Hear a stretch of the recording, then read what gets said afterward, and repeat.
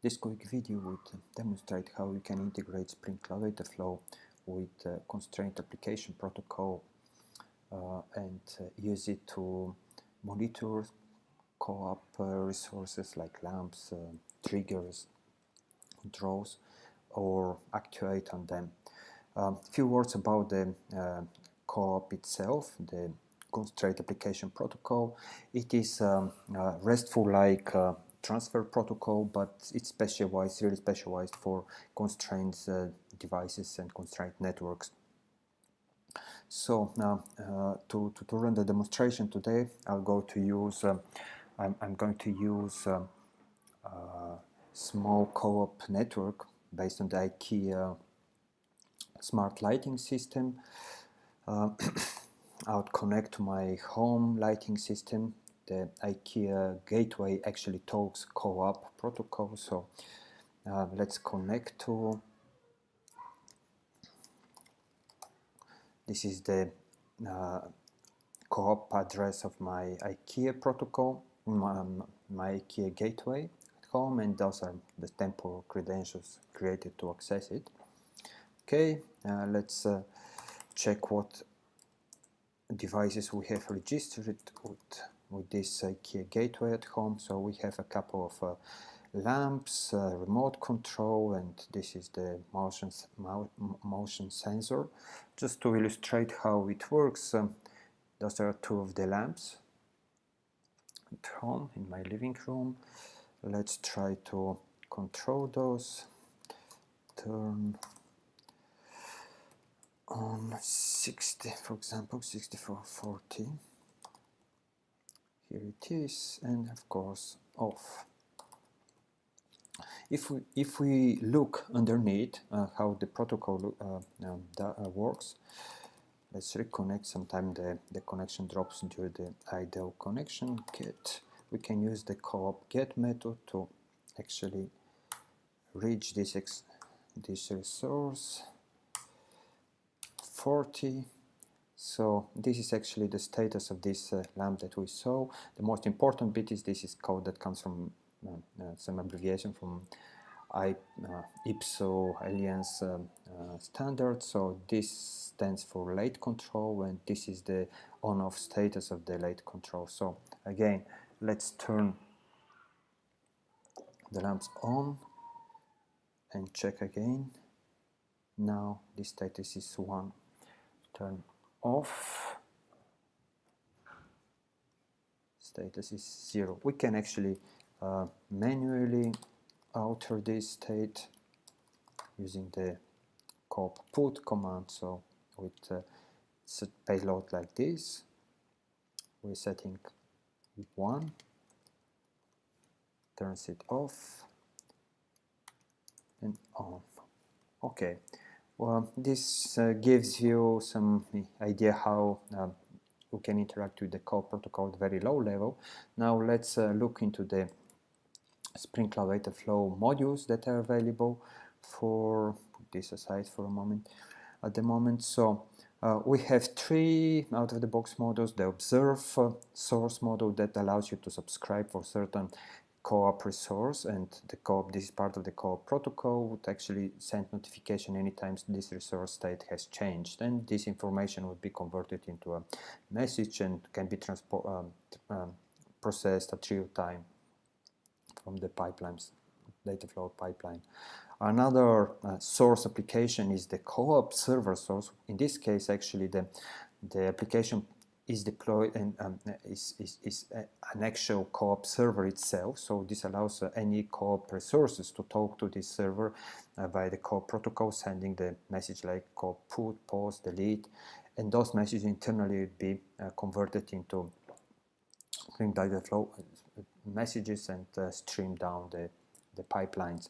And the last component is a CoAP processor, which actually plays the, you can use it as a kind of actuator. On certain input, the actuator would perform pre-configured or computed based on some expressions, a request to a pre-configured CoAP resource. The result would be converted again with some using some expressions into a message payload and send downstream to other components. Let's start with some simple example using the observer, CoAP observer itself. Let's create a simple stream. I'll call it test observe. CoAP. We're going to use the CoAP observe module, and the output of the observe is going to be put into the log sync. Let's configure it. We have to use the same secrets to connect to the IKEA gateway. So we're going to use the DTLS security transport, and this is the resource we want to monitor or to subscribe to receive message for. So we seems like set. Let's create a stream and deploy it. I'm going to use local inherit logging set to true, so that it sees all logs from all components that get deployed from Spring Cloud Dataflow would be streamed to the main log of the server, so we'll be able to see what's going on behind those two components. So they've been deployed. The process. Okay. Can bring this in.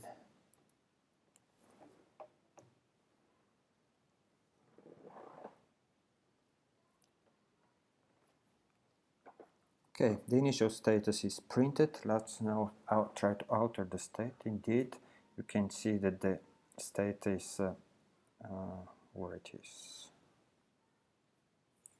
50.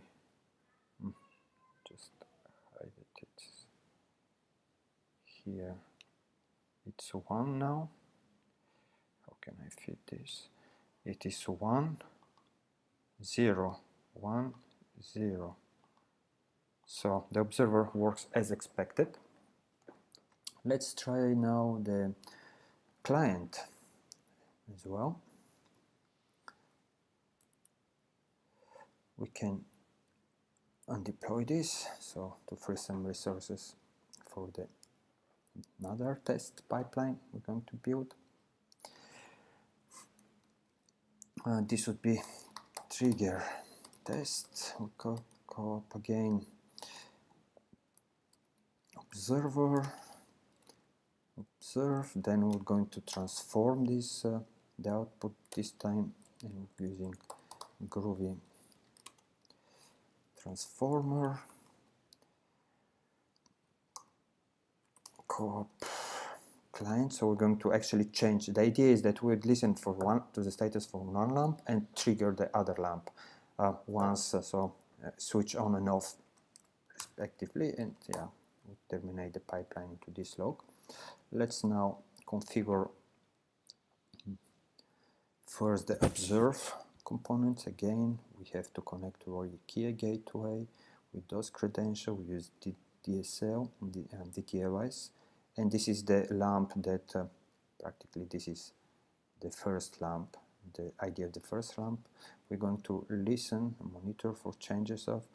Then the Groovy script is okay. Let's it's an interesting bit here. I have pre-created a very short script. I'll show it in a minute, which is into file temp. What was the name? Cat temp transform Groovy. Okay, this is the name. And actual content, if we abstract this commented bit, is it would actually parse the incoming payload message as a JSON message, extract the current state. You remember this, practically this is the 5850 state of this resource, and alter it. Practically if it was 0 it became 1, or it was 1 it became 0. So we would create a new message which would have just the altered state of the original lamp. Okay, so let's add the iPad.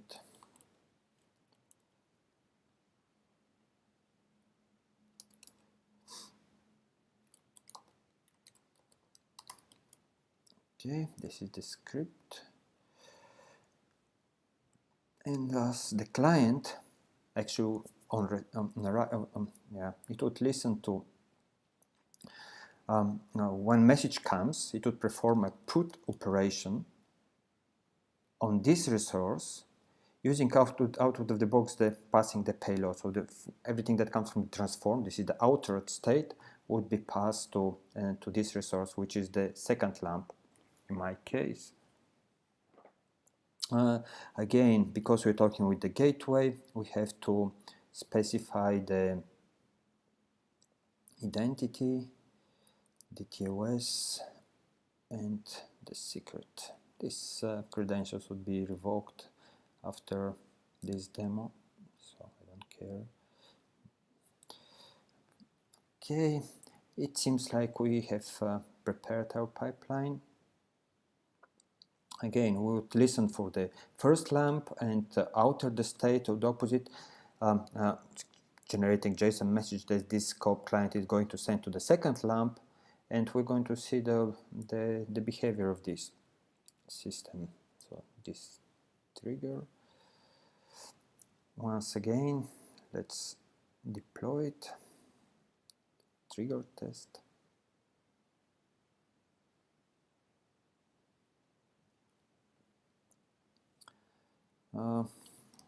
Local inherit logging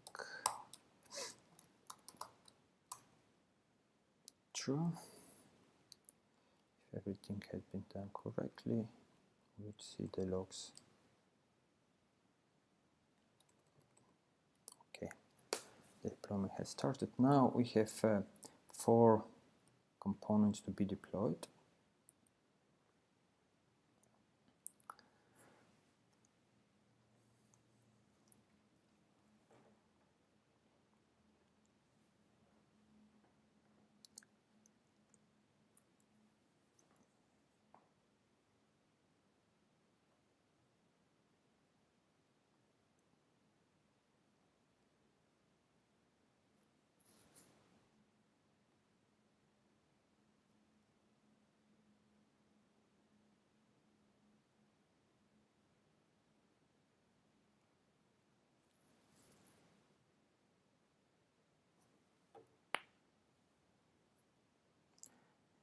It takes some time,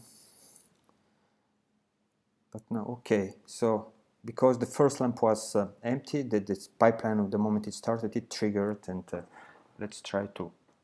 Okay. So the moment the first lamp is off because of our pipeline, and you can see here this is the coming from the transform script, the Groovy script. Actually it alters the state. If it's 1, it generates a string that actually has a message that has 0 for the other lamp, and the other way around. Okay, we can try to do the same thing manually.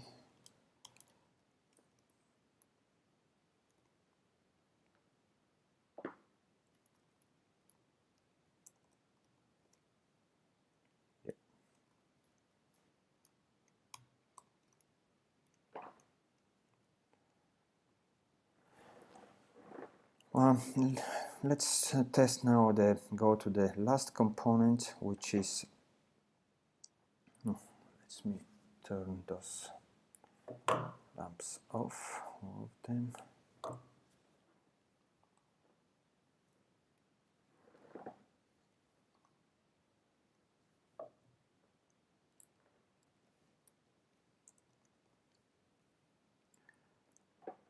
Okay.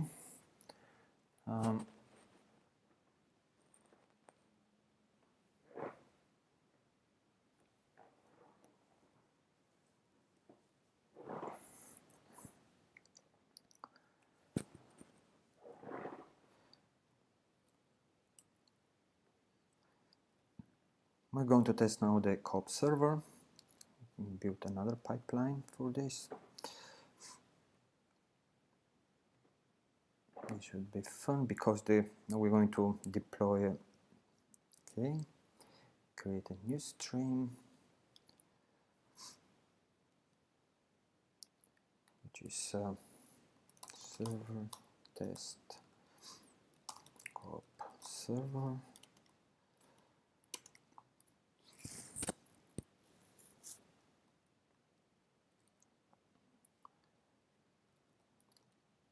Say that it is going to listen to specific port like this one, and the path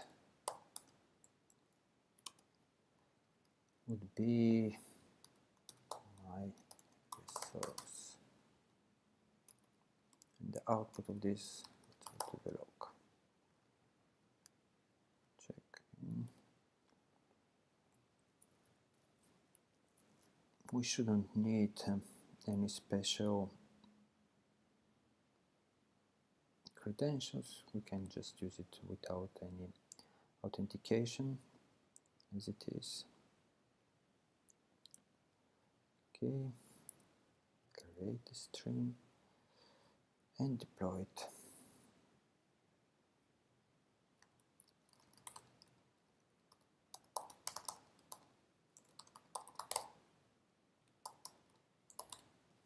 This exercise with inherit logging always is just to have all logs from our deployed application be streamed to a single sync console. It's easy to oversee what's happening that way.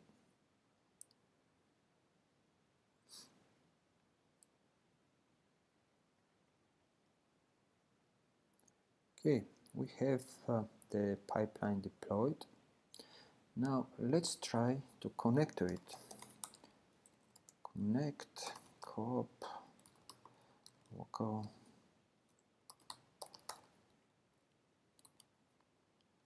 1991.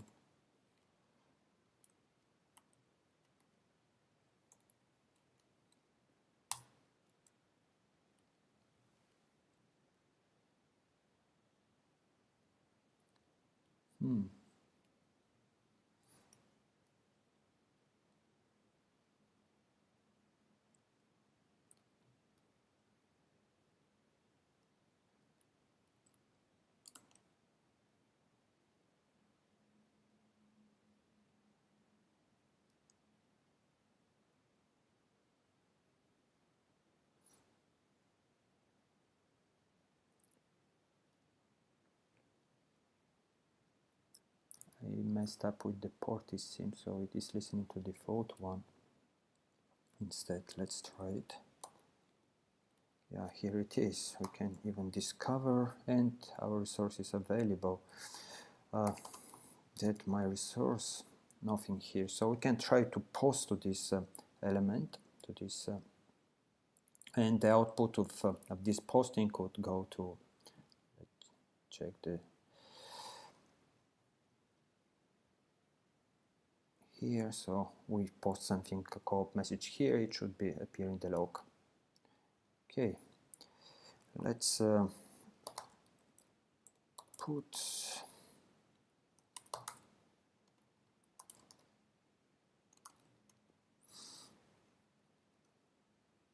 to, okay, indeed, here is the message. And if we check the my resource, we keep some statistics about the messages that have been, we have one put method. We can do the same for the post and delete. With this, the demonstration is concluded.